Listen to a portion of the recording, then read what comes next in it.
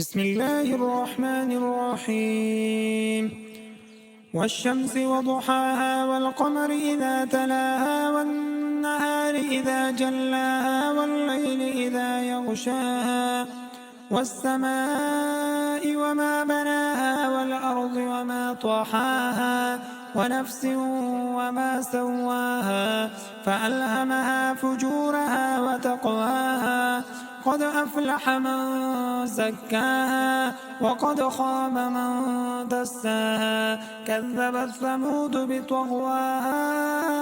إذ انبعث أشقاها فقال لهم رسول الله ناقة الله وسقياها فكذبوه فعقروها فدمدم عليهم ربهم بذنبهم فسواها ولا يخاف عقباها.